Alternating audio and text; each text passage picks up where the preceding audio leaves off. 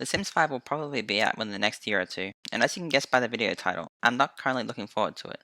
This is Eli from Game On, and you're watching Why I'm Not Excited for The Sims 5.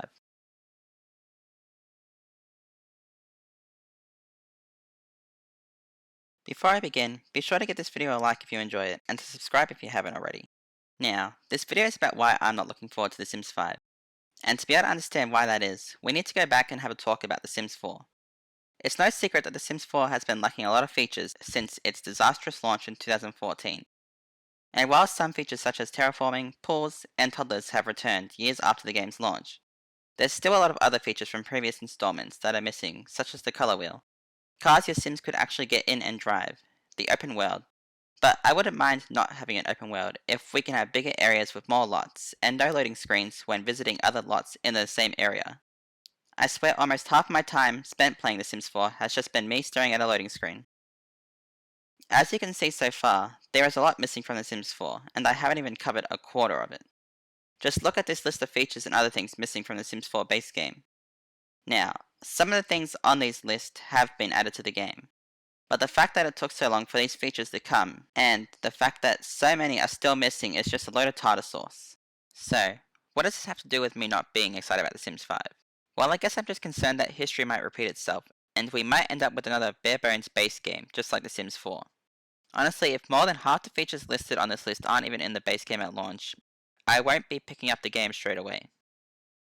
So what I want to talk about next is the pricing of the Sims games. Not so much the base game, because that usually drops in value pretty quickly, and most of the time ends up being cheaper than an expansion pack, once it's been out long enough. And more often than not, even cheaper than a game pack. But I just want to say that almost every expansion, game, stuff, pack, and kits have not been worth their price. When packs go on sale, most of them do become worth their value. However, I think expansion packs are still not worth it at half their price. Here in Australia, it costs $59.95 in most retail and online stores for an expansion pack, which is close to the price of a AAA game. And when it comes on sale, it drops to nearly $30. If we are getting the Sims 2 expansion packs or a pack like Ambitions from The Sims 3, then I wouldn't mind paying these prices. But most of the expansion packs for The Sims 4, except for Seasons, just haven't been worth the price. And I'm worried The Sims 5 is going to get the same amount of content The Sims 4 expansion packs give, or even less possibly, and still cost $60. Hopefully I'm wrong and they actually give us expansion packs packed with content, and the same goes for all the other types of packs. Otherwise, it will only make me less excited for The Sims 5. One more thing I want to talk about is just how quickly I get bored when playing The Sims 4. Now, every once in a while we do eventually get bored of playing a game after a long session. But with The Sims 4, I find myself getting bored in less than an hour of playing, sometimes even half an hour. And I could even go months without playing the game and then return, only to quit within the hour of playing. And I think it's because there's just not a whole lot to do, especially if you don't own every pack for the game. I also think it's because there is no unique Sims. No matter what traits and ambitions I give a Sim, it just feels like I'm playing the same Sim every time, just with a brand new shell. And it's because every Sim literally does everything the exact same as every other Sim. I honestly don't even know how the team at Maxis even let this happen. Like, the Sims felt unique in every other Sims game before it, even The Sims 3, which had a lot less personality than The Sims 2, but still had much more than The Sims 4. I really hope this will be much improved upon in The Sims 5, and I also really hope memories from The Sims 2 can make a return. I always found it so strange that they removed that feature. And lastly, there needs to be more random events. I miss having my house being robbed by a burglar at some random hour of the night. And despite how terrible The Sims 3 was for consoles, I found it so cool that you could use karma powers to send meteorites onto Sims houses.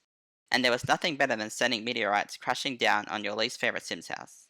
Honestly, I don't care about the karma system returning, but it would be cool if meteorites and other natural disasters like earthquakes could just happen at random. Overall, I really hope most of these features and random events make it into The Sims 5, otherwise it will be another reason to be less excited for the game. With each passing day, we get closer to the day the trailer for The Sims 5 arrives. And after all these years of bad and even careless decisions made by EA and Maxis for The Sims 4, I just find myself less and less excited for it. And although there have been some pretty good decisions along the way, I just feel all the bad outweighs the good.